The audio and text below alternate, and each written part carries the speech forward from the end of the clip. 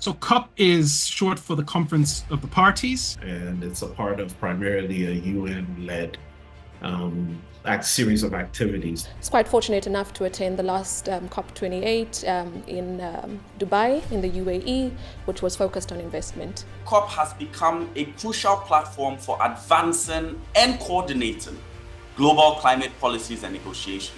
The purpose was based on the United Nations Convention to fight against the desertification that they call the UNCCD, and then the United Nations Framework Convention on Climate Change. So first, before we get into what is COP28 and the African Climate Summit, I think it's important just to understand what does this all mean for us as Africans. So COP is short for the Conference of the Parties.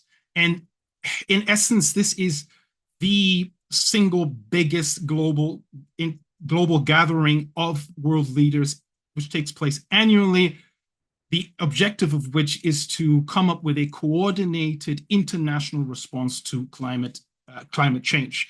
It's been going for 30 odd years now, so it's been around for a while.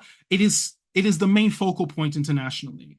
It brings together governments from across the world, and increasingly now we're seeing it's also bringing together more and more stakeholders across the public and private sectors. So it's a very important pillar of the international effort to formulate a coordinated strategy to tackle climate change. Well, COP stands for Conference of the Parties, and it's a part of primarily a UN-led series of activities that have been intended to kind of create a platform and a framework around which organizations really from the multilateral environmental agreements perspective could engage. And primarily that was built around country frameworks, so where individual countries sent representatives to engage. More recently, it's been expanded somewhat in order to facilitate private sector engagement with the climate action. So that have been ongoing, and I think that a lot of it has kind of served as the fundamental sort of hosting ground, if you will, for intergovernmental negotiations around climate-related matters. And last year, that was held in Dubai.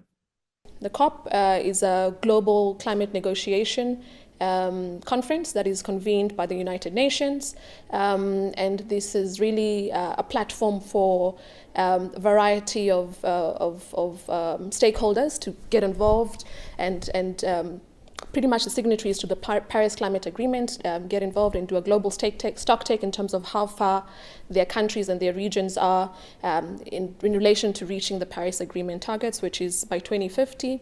Dropping those global temperatures to minus 2.5 degrees, to below 2.5 degrees. And also the total people who attend this particular conference include heads of state, civil organizations, NGOs. You also have youth organizations, big corporations, multinationals that attend this event. So I was quite fortunate enough to attend the last COP28 in Dubai, in the UAE, which was focused on investment. So COP stands for Conference of Parties. And these are meetings of countries that have signed various environmental agreements, such as the UN Framework Convention on Climate Change. These meetings bring global leaders together to review progress and commitments on climate action. The first COP was held in 1992. And since then, COP has become a crucial platform for advancing and coordinating global climate policies and negotiations. For example, COP28, which was held in the UAE, focused on reducing fossil fuel dependence, as was highlighted in the IPCC 2023 report, which shows that fossil fuels account for over 75% of global greenhouse gas emissions. So basically COP in its full name, which is the Conference of Parties, so it's a multilateral environmental engagement, and that they basically call the maps that has been signed by various countries across the world. And this the purpose was based on the United Nations Convention to fight against the desertification that they call the UNCCD, and then the United Nations Framework Convention on Climate Change. So basically, there are many countries across the world meet to discuss the climate change, across the years, the climate change impact. And then this is the reason why every November to December, you will hear the word COP, more often. So the United Nations Framework Convention on Climate Change, that's the name COP, is scheduled to take place after many other important activities, including the United Nations General Assembly. And then, so almost the COP become like the last significant